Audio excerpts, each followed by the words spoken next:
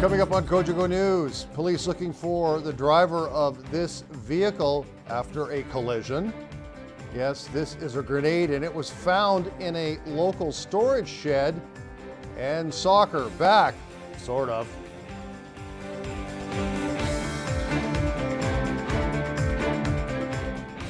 Hello again, everybody. Welcome to this Tuesday edition of Cogeco News. Hope you had a great long weekend. I'm Greg Estabrooks.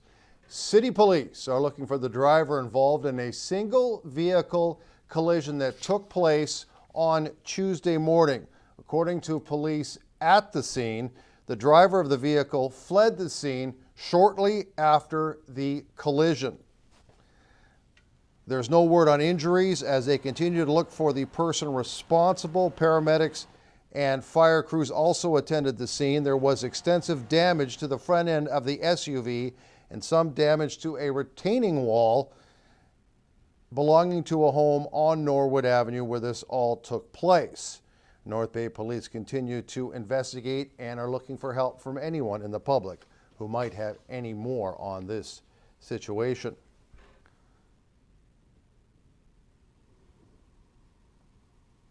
On another front involving the police with something completely different, police got a call from a local resident on Monday after that local resident discovered something rather odd and potentially very dangerous in a storage shed. The owner of a recently acquired property was going through an old shed, a cleanup job they were doing in this storage shed. It had not been entered, obviously, for several years. In the shed, the complainant located what appeared to be a rusty hand grenade, and there it is. Upon arrival, the police officer was not able to determine if it was functioning or not, or capable of functioning. This is some file footage here of what the explosive disposal unit of the OPP does, and they were brought in after a call from City Police. The EDU officer, who has received specialized training in the safe removal of explosives, attended the scene and took care of removing the hand grenade without incident. The hand grenade will be destroyed. The investigation into the origin of this discovery continues, and police say if you see anything that looks like this ever, do not touch it. Contact police immediately after seeing something like that that could be so potentially catastrophically dangerous. Memorial Gardens opened on this day after being dark for 5 long months. Yes, the gardens reopened Tuesday morning as announced. Big set of rules, however, in place to follow, and a repurposed arena, so there's lots to take in for those who are participating in hockey camps that are taking place there. Very familiar signs of the times in front of Memorial Gardens on this Tuesday. Some different signs inside. Hockey is actually back on the ice as some mini hockey schools are underway. None other than Matt Marquardt, a North Bay native and longtime pro hockey player, running some of the drills on Gardens ice. They've had many different groups already on the ice in day one, many more to come. They're having our participants who are taking part in practices or instructional programs come to the rink dressed. We have 2 separate seating areas for them, 30 chairs in the North Concourse and 30 chairs in the lobby. Coaches are seated in between. They're able to put their skates on. When they're in the building, they are required to wear a mask, and they can take the mask off when they hit the ice with their helmet on.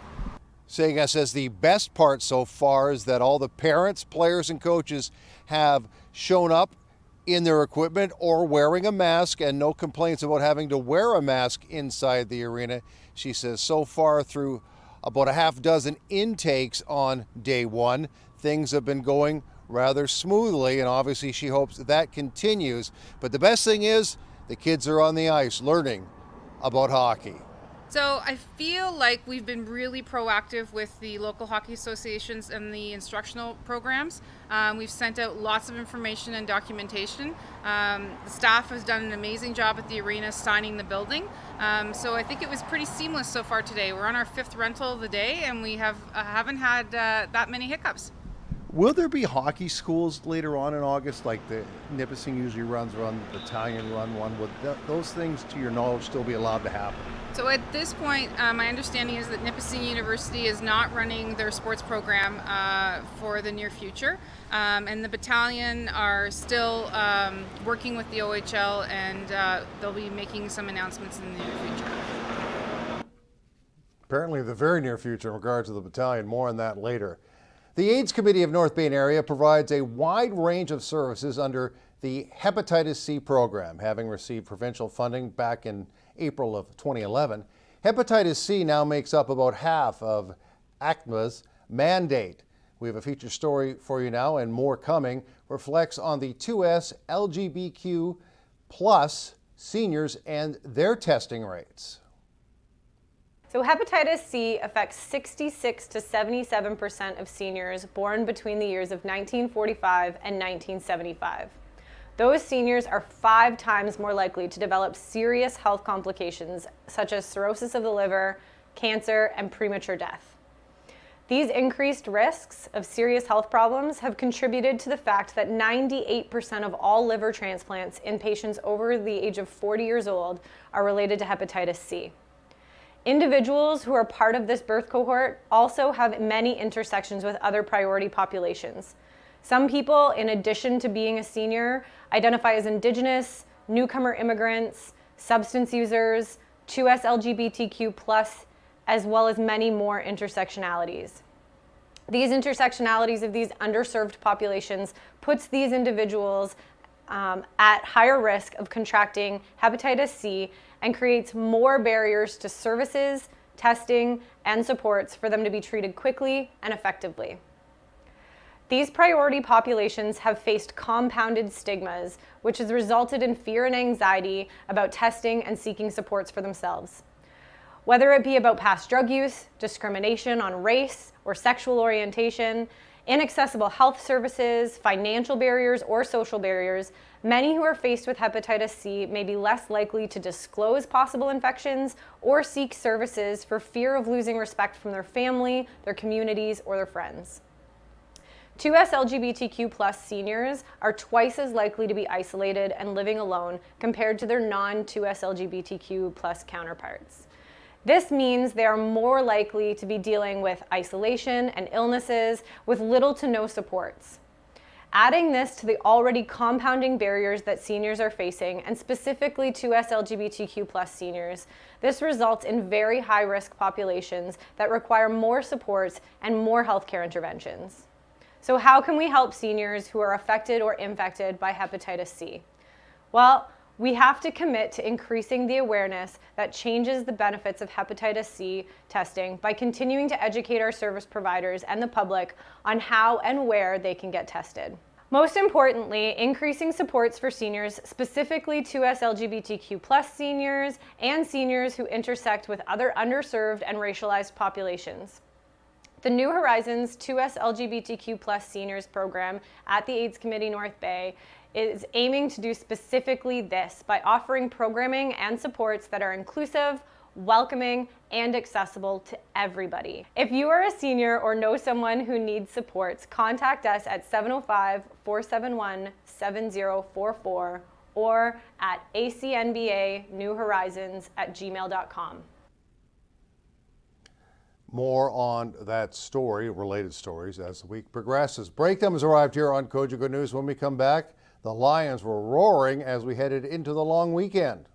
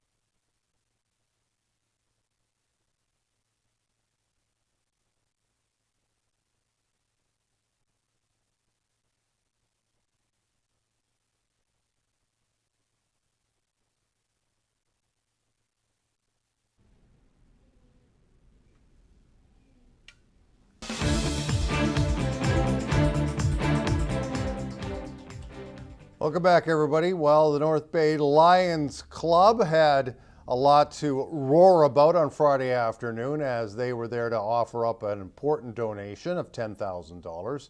The donation was forwarded to the ophthalmology clinic of the North Bay Regional Health Center. Clark Heipel was there and has the story. A lot of folks staying at home during the COVID-19 pandemic, and a lot of people playing Lions at Home TV bingo on your TV. That's one of the avenues the North Bay Lions Club fundraised thousands of dollars over the spring and summer months so far. $10,000 donated to the ophthalmology department of the North Bay Regional Health Center on Friday. It's an amazing story.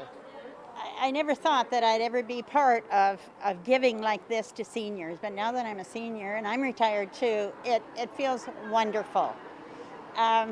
We all know that any one of us could have to have cataract surgery, and it's nice to know that it's right here in North Bay.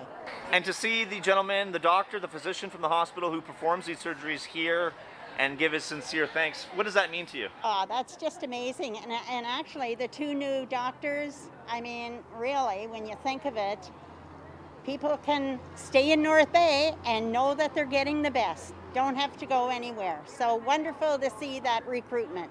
That physician, Dr. Naranjan Vijay. Well, certainly it'll go a long way. Ultimately, we're using it to update and add to our cataract surgery trays. The more instruments we have, the latest technology that we have, the better services, the more efficient services we can provide for cataract surgery. And cataract is one of the leading causes of blindness, reversible blindness here in North America.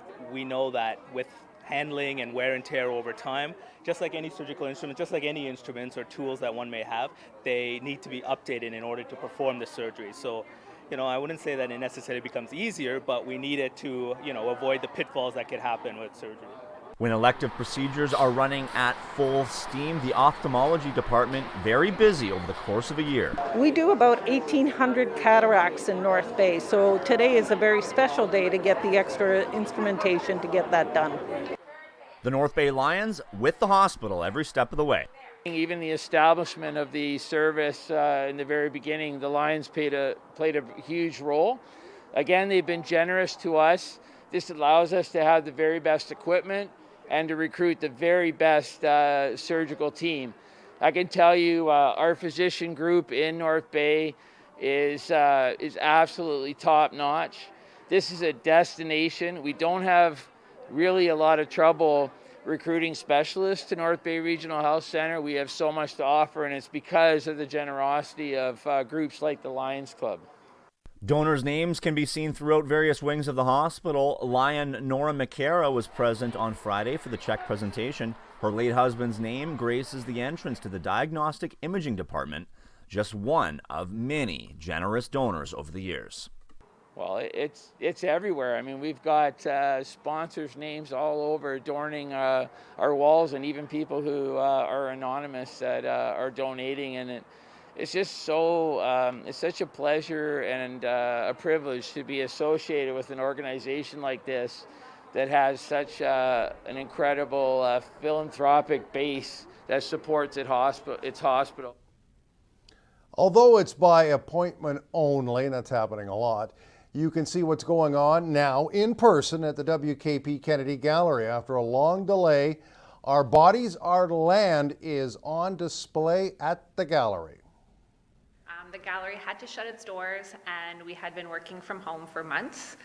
We created online content to try and stay connected. It was partially selfish on my part. I really needed to talk to people. So I got artists in the area to speak to us, which is amazing because now we have this archive of amazing interviews. But now we got to open our doors again. So even though we're attached to the theater, we do get access to the gallery. So it's by appointment only. Luckily, the two artists were kind of waiting on standby, and they were ready to go as soon as I gave the green light, which is a lot to ask of artists, but they showed up and we put together a beautiful exhibition. The exhibition is called Our Body, Our Land, so it's by Kristin Charette and Kim Kitchen. So it's analyzing a lot of different topics. However, one that I think is very relevant is the one that Kim's addressing, which is isolation due to disability. However, I feel like everybody can kind of tie into that a little bit now. And Kristin is talking about womanhood and all of the complexities that come with it. So there's a lot more deep thought and theories into it, so you'd have to come and experience it. This exhibition was really exciting for me, and I'm really happy I finally got to put it together, because if you do come, you'll see that we have built structures that we built in-house because you can't get it through the door. We have video, we have installation, we have audio art, so it's really a complex exhibition. It's very contemporary, which I think is important to expose to North Bay as well. So the way it happens is you have to email me, so alex@kennedygallery.org, and then we work out a time. Typically, I'm trying to keep it on Tuesdays and Thursdays, but honestly, I'm just so excited about people coming in to visit that if you have a specific time, I'll be here. Does it help your sanity to have people come in and see you in person? It does help my sanity. Installing, honestly, was so much fun because the artists were finally excited to get out of their house and their studios, and I was here, and then kind of like moving around and doing the physical work of installing was amazing. And that's why I say like I'm flexible for the hours, because I'm just so grateful to have people come in. Breakdown has arrived here on Cogeco News. Now, Clark Heipel is on holidays this week, but he still managed to come in, or wanted to come in and do the weather. Sadly, his Aunt Enid was unavailable, so she will not be giving us her chocolate chip cookie recipe, but Clark does have a family relative to share the weather glory with him. All of that right after this.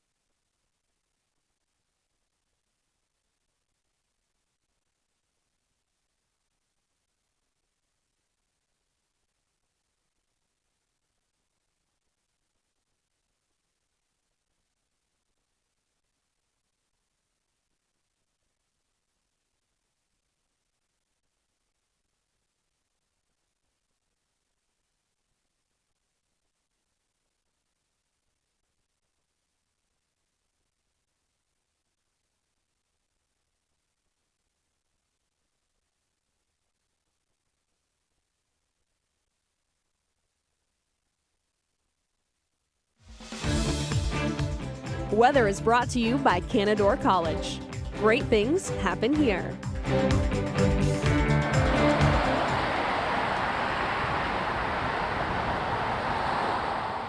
Welcome back to Cogeco News. I'm Clark Heipel here in Lee Park on my vacation. How does that work? I'm here for your 5-day weather forecast brought to you by Canadore College. Well, the fall-like conditions will continue one more day until we get over hump day, and then Thursday, Friday into the weekend, more summer-like conditions with sunny skies. Now, I am reporting on my vacation, a quick stop in North Bay, and I'm very, very excited and pleased to bring along my sister. Come on in, Kimberly. This is the lovely and talented Kimberly Heipel, my elder sister. Kimberly, this is your first time in North Bay. What's your impression so far? It's pretty nice. It's neat to see and put a visual to the things you've talked over about the years, and I can't wait to go look at the waterfront a bit with you after. Now, I've warned you plenty about Greg, like be careful, watch out for this guy, he's gonna say some funny things. What's your first impression of the one and only Greg Estabrooks? He's pretty smiley, he was pretty nice. He was nice to meet. Absolutely. Now, I'm gonna see if you can try your hand at the weather in just a few moments, so just think that over. Are you okay to read through the weather sheet? Sure. Now, when I describe you to my friends and coworkers here in North Bay, I describe you as a nicer version than me and a much smarter version than me. And I don't say that frivolously. I do believe that to be the case. So I just want you to know I love you very, very much, and I think very, very highly of you. So it warms my heart that you finally made it to North Bay. I love you so much. And don't worry about the close proximity. We are in the same social circle. So Kimberly, would you like to try your hand at the weather? Let's try, yes, let's try. All right, here is my sister, Kimberly Heipel, for the first time delivering the weather forecast. Tonight, cloudy with 70% chance of showers. Wind from the northeast, 20 kilometers an hour, becoming northwest, 20 near midnight. a low of 12. Wednesday, August 5th, mainly cloudy with 30% of chance of showers. Wind becoming west, 30 kilometers an hour, gusting to 50 in the morning. High, temperatures of 21, a UV of 5, which is moderate. At night, a clear low of 10. And it warms up on Thursday. Holy cow! Sunny, a high of 25. And what about Thursday night? Thursday night will be a little bit cool. It'll be clear with a low of 13. Friday, we'll bring in some more warmer temperatures. It'll be sunny with a high of 25. In the evening, cooling down to a low of 14. And rounding out our weather picture. Oh, before we get to Saturday, Friday's a special day. Why is August 7th important? It's my son's 12th birthday, and it is Clark's nephew's 12th birthday. Very important. That's Oliver, and he's watching from home as this airs. All right, Saturday, what do we got in store? We have a sunny, nice warm day with a high of 27, the highest in the forecast so far. And the nighttime going down to a cool 17. And we're flipping the page back to the almanac. That means we report yesterday's data. It was holiday Monday. We're going to round up. So yesterday's high was? 16.7 degrees Celsius. We're rounding up. Oh, 17. And we're rounding up on the bottom one as well. What was the low on Monday? 11 degrees Celsius. And the normals for this time of year as we start the new month of August? A maximum normally of 25 degrees Celsius with a cool minimum of 14 degrees Celsius. And that's it for weather. Thank you very much. Kimberly Heupel saying have a good night. Greg Esterbrooks will be back with sports soon.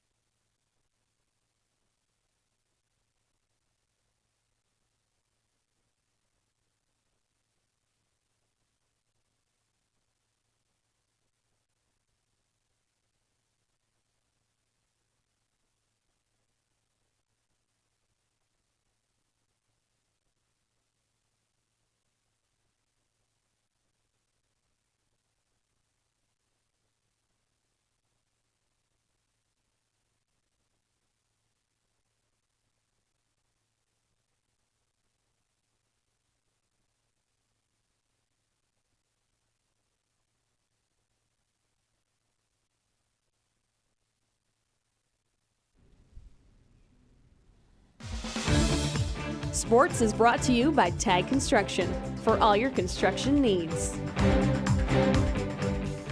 Welcome back, everybody. Despite the fact they cannot play a real game by law, a throng of young soccer players were at O'Michelle Fields, I say that plural, Thursday for practices and a clinic of sorts despite the lack of actual games, like zero.